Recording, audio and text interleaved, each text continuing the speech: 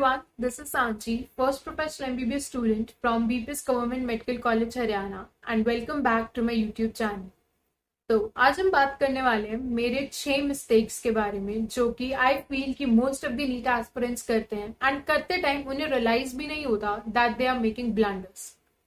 तो मेरा पहला अटेम्प्ट था नीट 2016 में, तब नीट फेज 1 नीट फेज 2 दो हुए थे, वी हैड अ चॉइस। तो फेज 2 का रिजल्ट आया था जिसमें मेरा टोटल स्कोर था 407 एंड नीट 2020 जिसमें जो मेरा फाइनल एंड फोर्थ ड्रॉप था तो उसमें मेरा टोटल स्कोर था 606।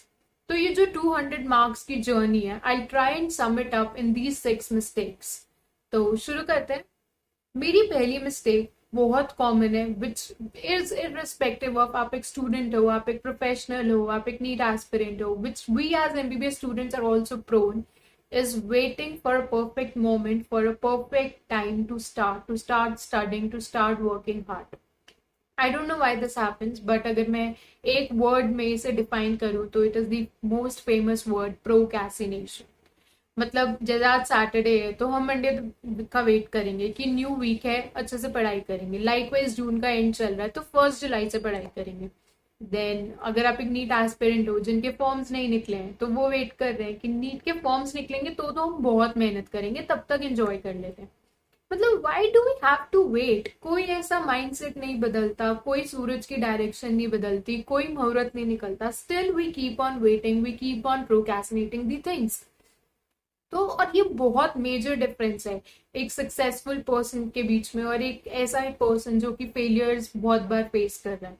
तो प्लीज, आई नो ऑनलाइन है सब कुछ, कोई शेड्यूल नहीं है, लॉकडाउन चल रहा है, तो but still try your best to not procrastinate things because it really takes you nowhere. पूरा पूरा दिन चला जाता है एंड यू विल फील कि आज कुछ नहीं किया और उससे कॉन्फिडेंस और डाउन होता है। Well, coming to second mistake which is again very common, आजकल तो बहुत ही कॉमन है, which is to gather so many resources. मतलब आपको बहुत सारे कोचिंग मॉड्यूल्स मिल जाते हैं thanks to our great Telegram, जहाँ पे आपको सारे मॉड्यूल, सारे पेपर, सब कुछ मिल जाएगा और आप सब इकट्ठे करते रहते हो कि आप ये भी करोगे, ये भी करोगे, ये भी करोगे, बट अल्टीमेटली इससे कॉन्फिडेंस डाउन होता है क्योंकि आप इतना कुछ इकट्ठा कर लेते हो and in the and you feel कि आप नहीं कर पा रहे उतना, 25% भी नहीं कर पा रहे।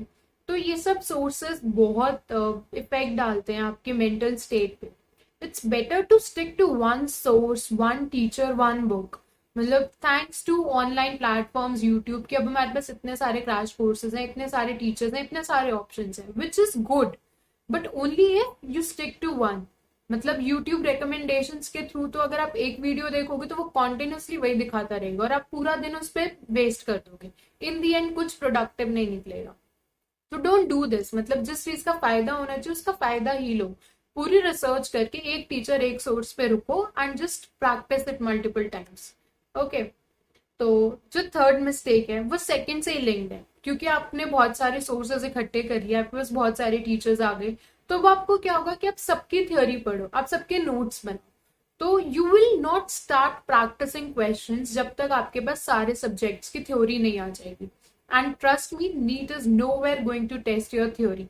It will only test your ability to answer one question out of those 4.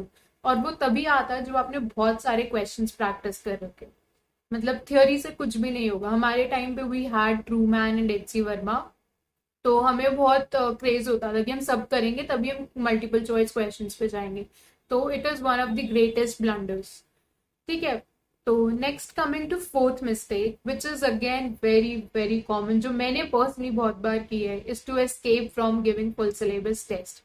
हम उस माइंडसेट से बैठे रहते हैं कि हम सारा सिलेबस पूरा करेंगे। हम लेट्स टेक कि आप एक सोर्स पे अटक भी गए तो भी आप ये सोचते रहते हो कि मैं वो 98 चैप्टर्स जब तक पूरे नहीं कर लूंगा, अच्छे से 2 बार ही नहीं कर लूंगा, मैं फुल सिलेबस का टेस्ट नहीं दूंगा। And trust me, that is not going to happen till your NEET exam.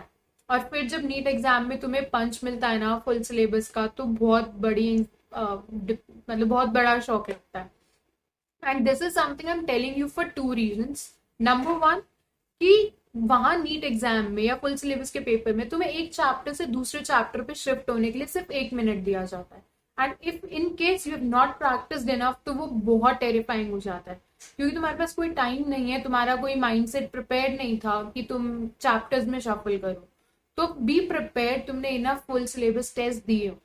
And second reason, being somebody who has given NEET 2020 in COVID SOP, I can bet you कि वो 3 घंटे बहुत मुश्किल हो जाते हैं. You have to mask yourself up, and in case अगर आपका मार्क्स थोड़ा सा भी नीचे है तो अथॉरिटीज जा रही है तो they scolded you for having it up. और आपके हाथ में ग्लव्स होते हैं जो कि पसीना छूटता रहता है. मतलब in a very big room you have 1 to 2 fans, तो वो उतना कूल्ड कमरा भी नहीं होता. गर्मियों में एग्जाम होता है तो वो बहुत सारी सिचुएशंस होती हैं. तो उस केस में आप फुल सिलेबस के टेस्ट में उतना ही अच्छा कर पाओगे जितनी आपने प्रैक्टिस करी है. आप वहां एक्सपेरिमेंट नहीं कर सकते, आप कुछ नई डेरिवेशन नहीं कर सकते वहां if you have not practised it before, right. अब जो फिफ्थ मिस्टेक है वो इसी से रिलेटेड है.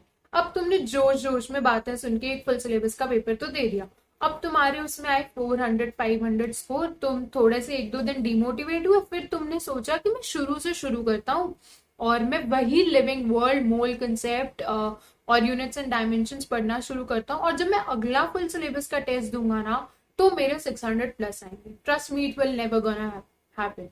मतलब तुम सिलेबस में उलझ के रह जाओगे और उस चक्कर में तुम फुल सिलेबस का पेपर करोगे ही नहीं.